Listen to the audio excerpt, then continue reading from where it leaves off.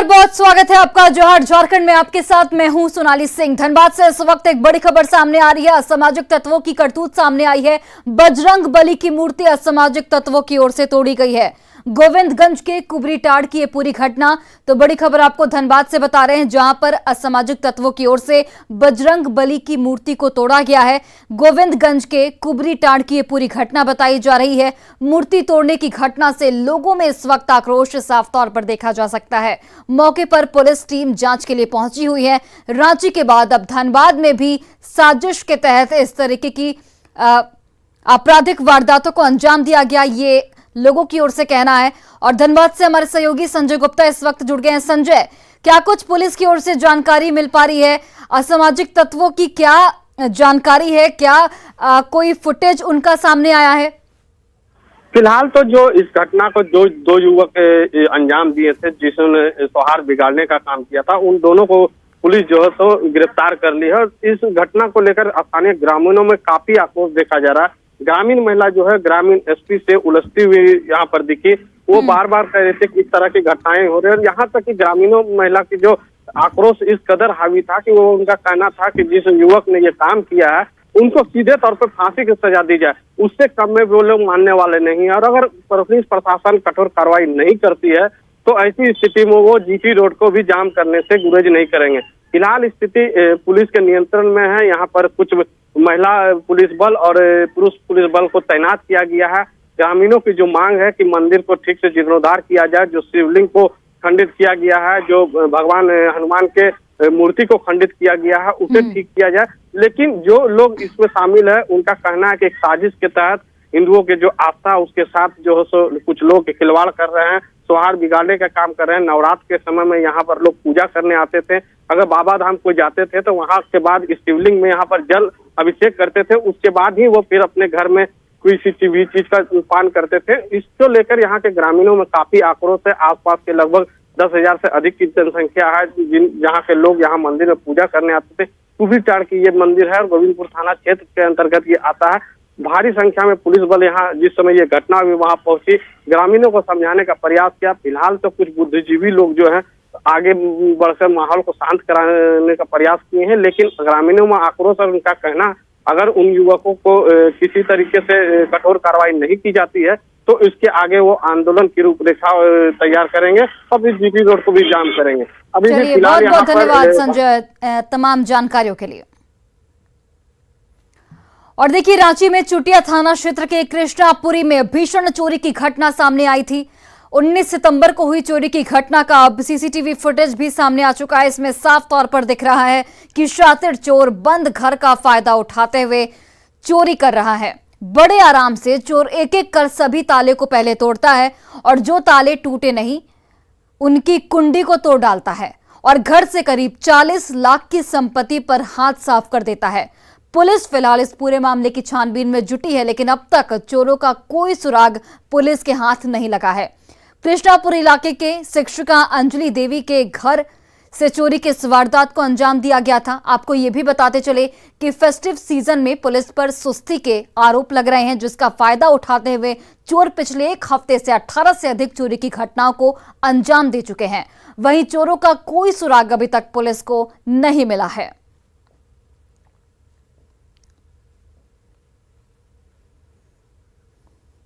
और गिरिडीह के जमुआ प्रखंड के नईटांड में उत्पाद विभाग की टीम ने अवैध शराब कारोबारियों पर शिकंजा कसा है। कार्रवाई के दौरान विभाग की टीम ने 2,500 किलो से अधिक जावा महुआ को नष्ट किया। वहीं 400 लीटर से अधिक शराब को यहां पर पुलिस की ओर से बरामद किया गया है। उत्पाद विभाग की छापेमारी लगातार जारी है और उत्पाद अधीक्षक सुधीर कुमार खुद इस पूरे अभियान की मॉनिटरिंग कर रहे हैं।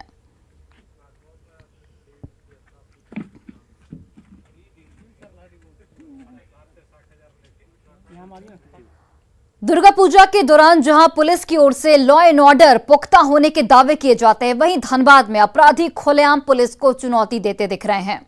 राजगंज थाना क्षेत्र के खरनी सनशाइन सिटी में एक कारोबारी ज्योति रंजन पर अपराधियों ने सरेआम फायरिंग की। इसमें कारोबारी की मौके पर ही मौत हो गई।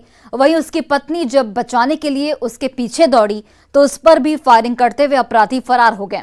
मृतक की कार से देसी पिस्टल का एक मैगजीन और 4 राउंड गोली बरामद की गई है।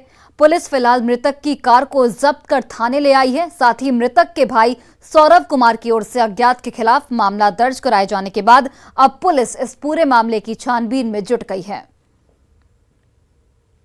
धनबाद कोलांचल में अपराधियों का मनोबल कम होने का नाम नहीं ले रहा। बीती रात राजगंज थाना क्षेत्र के खरनी मोड़ में व्यवसायी ज्योति शर्मा की गोली मारकर अपराधियों ने हत्या कर दी। घर से महज 50 मीटर की दूरी पर यह वारदात हुई थी। अभी हम राजगंज थाना के पास हैं और यहाँ पर जिस वाहन पर व्यवसायी ज्योति शर्मा बैठे हुए थे उस वाहन को फिलहाल थाना लाकर जब्त कर लिया गया। इस मामले में अब तक कारणों का पता नहीं चल पाया है कि आखिर व्यवसायी की हत्या किस कारण से की गई है।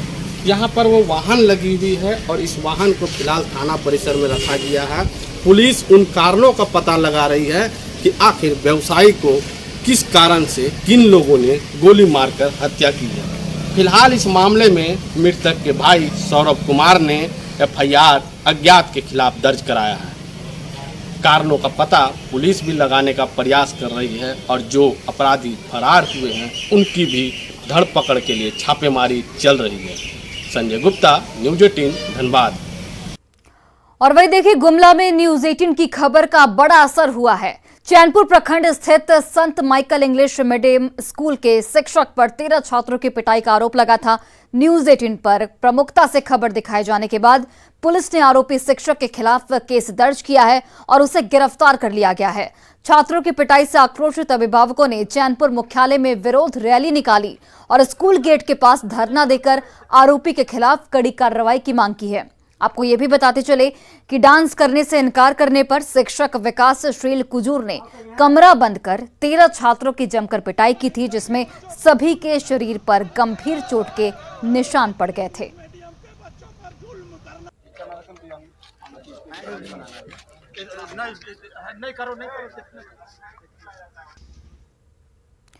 और खबर आपको गिरिडीह से बताते चले, जहां पर हत्या के एक आरोपी की दुकान को पुलिस प्रशासन की ओर से बुलडोजर से ध्वस्त कर दिया गया। मुफस्सिल थाना क्षेत्र के परातडी में मजदूर मोहम्मद रऊफ की हत्या मामले में मोबिन अंसारी उर्फ राजा बाबू आरोपी था और वारदात के बाद से फरार भी है। कार्रवाई का नेतृत्व सदर एसडीपीओ अनिल सिंह कर रहे थे। इस दौरान मुफस्सिल थाना की पुलिस भी जवानों के साथ तैनात थी। एसडीपीओ ने फरार आरोपी की जल्द गिरफ्तारी का भी यहां पर दावा किया है। तस्वीरें आपकी टीवी स्क्रीन पर, जहां पर हत्या की वारदात के बाद से आरोपी फरार है।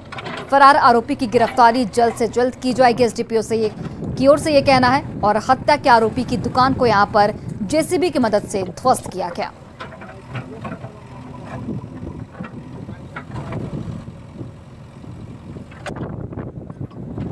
अंसारी उर्फ राजा बाबू के द्वारा, जो कि पूर्व में रंगदारी और मारपीट के केस में जेल जा चुका है, वो इस क्षेत्र में एक तरह से दहशत फैलाए हुए था। उसके द्वारा सीसीएल का जो ज़मीन है उस पर अवैध तरीके से कब्जा करके वो बिल्डिंग खड़ा कर दुकान बनाया था। सीसीएल के पदाधिकारी और सुरक्षा कर्मियों द्वारा उसको बार बार मना किया जा रहा था, लेकिन वह मान नहीं रहा था। उनको भी धमकी दे रहा था। इस संबंध में प्राथमिकी दर्ज कर और कार्रवाई की गई है। उनके दुकान को तोड़ दिया गया है और उसकी गिरफ्तारी है, तो हम लोग लगातार छापेमारी कर रहे हैं और जल्द ही हम आगे गिरफ्तार होंगे। और खबर पश्चिमी सिंहभूम से आपको बताते चले, जहां पर खास जामदा में ग्रामीणों ने एक शिक्षक को जूते चप्पल की माला पहनाकर घुमाया है। आरोप यह है कि शिक्षक ने नाबालिग छात्राओं को अश्लील वीडियो दिखाकर उनका यौन शोषण किया। शिक्षक प्रेम कुमार पोद्दार की हरकतों से नाराज महिलाओं ने बड़ा जामदा बस्ती में एक बैठक की, जिसके बाद उसे जूते चप्पल की माला पहनाई गई। साथ ही मुंह में कालिक पोतकर पूरे बस्ती में शिक्षक को घुमाया गया। मामले की जानकारी मिलते ही बड़ा जामदा थाना की पुलिस मौके पर पहुंची और उसे महिलाओं के चंगुल से छुड़ाकर अपने साथ थाने लेकर गई। लेकिन तस्वीरें आप देखिए, जहां पर आरोपी को पुलिस अपने साथ ले गई है। लेकिन इन तस्वीरों के जरिए आप समझ सकते हैं कि किस तरीके से जो महिलाएं हैं वो शिक्षक को चप्पलों का माला पहनाकर मुंह पर कालिक पोतकर पूरे गांव में घुमाती हुई नजर आ रही हैं।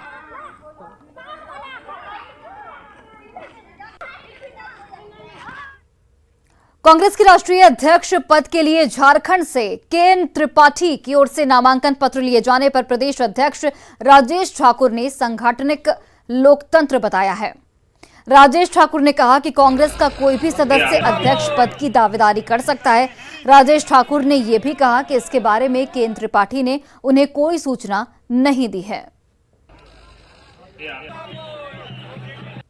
मुझे अभी फिलहाल इस संदर्भ में कोई उनके द्वारा जानकारी नहीं दी गई है। मीडिया के माध्यम से पता चला है कि वो चुनाव लड़ रहे हैं और कांग्रेस में जब लोकतांत्रिक पार्टी और सभी लोगों को अपना अपना जो है मौका मिलता है, अगर उन्होंने कुछ ऐसा सोचा है तो निश्चित रूप से कुछ सोच करके ऐसा किया होगा उनको। और कोडरमा में झारखंड बिहार की सीमा पर बसे करहरिया गांव में आयरन और फ्लोराइड युक्त पानी से लोग बीमार पड़ रहे हैं। इस गांव में करीब 90 घर मौजूद हैं और आयरन फ्लोराइड युक्त पानी पीने से दिव्यांगता के शिकार हो रहे हैं। यहां लोगों को शुद्ध पेयजल मुहैया कराने के लिए पानी टंकी भी बनी है, लेकिन जंगल के रास्ते से गुजरने वाले तार में फॉल्ट आ जाने की वजह से 3 फेज बिजली नहीं पहुंच पाती है।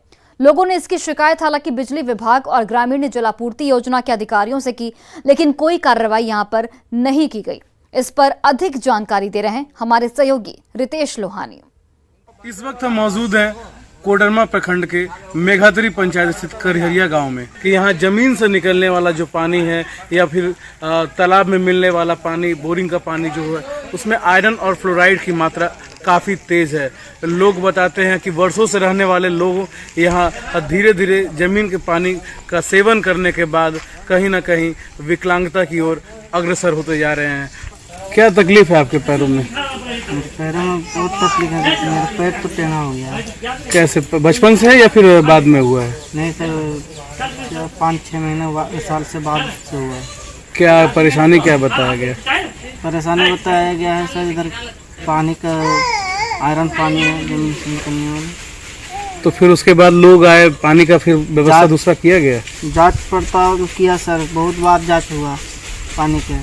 फिर पानी का टंकी भी बैठा, तो बिजली के कारण से सप्लाई पानी बढ़िया से मतलब नहीं हो पाता है। तो फिर अभी आप लोग जमीन के अंदर से निकलने वाला पानी क्यों पी रहे हैं? अभी जमीन से निकलने वाला पानी पी रहे हैं। दोनों पैर जो है टेढ़ना से नीचे सूखल जा रहा है।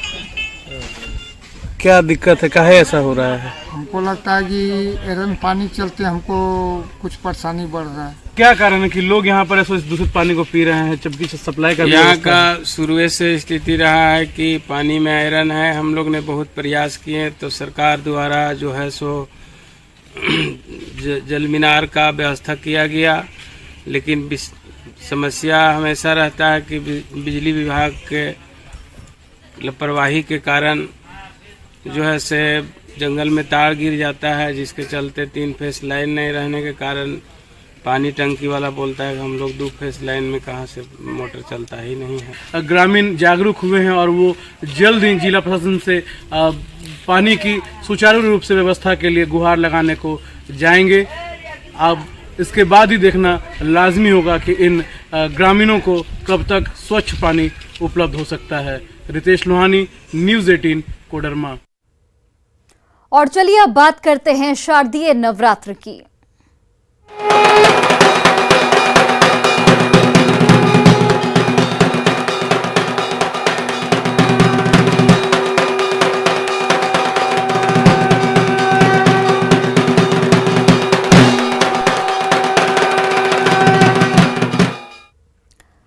राजधानी रांची के पूजा पंडाल में दक्षिण अफ्रीका के फिश फेस्टिवल की झलक दिखाई दे रही है। रांची मेन रोड स्थित चंद्रशेखर आजाद पूजा समिति ने इस आकर्षक पूजा पंडाल का निर्माण किया है। इस इको फ्रेंडली पूजा पंडाल का निर्माण हुगला पत्ता, टोकरी, लकड़ी और मछली पकड़ने के जाल से किया गया है। पूजा पंडाल का जायजा लिया न्यूज़ 18 से हमारे सहयोगी अविनाश कुमार ने।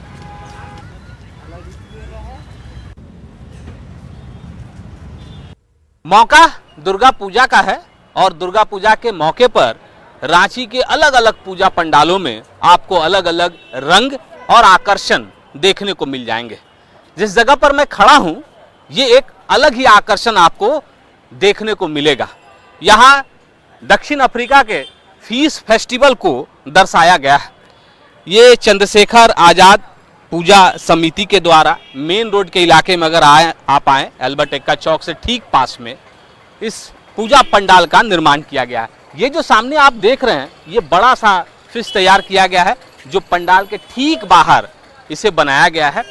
और जो लोग बनाने के लिए यहाँ आए हैं, मतलब जो कारीगर हैं, वो पश्चिम बंगाल से आए हैं और पूरी तरह से पूजा पंडाल इको फ्रेंडली है। अगर हाल के दिनों में देखें, हाल के वर्षों में देखें तो इसे बहुत ही ध्यान में रखकर पूजा पंडाल का निर्माण किया जाता है कि कहीं से भी कोई ऐसा मटेरियल यूज़ नहीं किया जाए जो पर्यावरण के लिए क्षति हो। ये हुगला पत्ता है, आप शायद नहीं जानते होंगे। इस पूजा पंडाल में, इस पंडाल के निर्माण में इस पत्ते का इस्तेमाल किया गया है। ऊपर अगर आप देखें तो ये टोकरी है, टोकरी से ठीक ऊपर अगर आप जाएं तो जाल बनाया गया है, जो मछली का जाल जिसे हम कहें, क्योंकि हमने कहा कि यहाँ मछली आपको देखने को मिल जाएगी। तो यहाँ उस जाल पर लकड़ी को बहुत ही तरीके से सजाया गया है और नीचे से लेकर ऊपर तक जहाँ भी अगर आपकी नज़र जाए, सिर्फ और सिर्फ आपको ऐसी तस्वीरें देखने को मिलेंगी जो मैंने पहले कहा कि दक्षिण अफ्रीका का ये स्वरूप है। और यहाँ फिश फेस्टिवल को लेकर इसे बनाया गया है। इको फ्रेंडली है, लकड़ी है, टोकरी है और फॉरेस्ट का थोड़ा सा रूप दिया गया है और सारा इको फ्रेंडली तो है। कैसा लग रहा है आप लोग को? अच्छा लग रहा है। अच्छा लग रहा है। कैसा लग रहा है? अच्छा लग रहा क्या है। है इसमें? ये क्या है? मछली। मछली है। मछली को क्या कहते हैं इंग्लिश में? फिश। फिश कहते हैं। पूजा पंडाल को अंदर से अगर आप देखें, मैंने बाहर भी कहा कि एक बड़ा सा मछली आपको अंदर आने के लिए मजबूर करेगा और जब आप अंदर आएंगे तो अनगिनत ऐसी मछलियां आपको इस पूजा पंडाल में अलग अलग दीवारों पर देखने को मिल जाएंगी।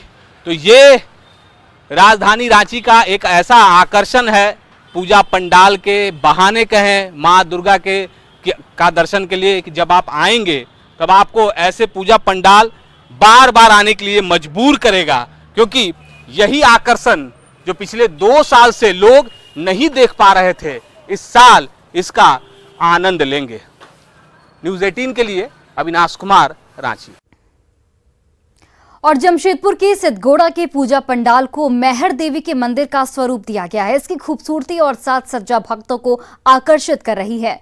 पूर्वी सिंहभूम के कलाकारों के हाथों तैयार भव्य पंडाल और प्रतिमा के दर्शन के लिए भक्तों की भारी भीड़ देखी जा रही है। पूर्व सांसद डॉक्टर अजय कुमार इस पंडाल का उद्घाटन करेंगे।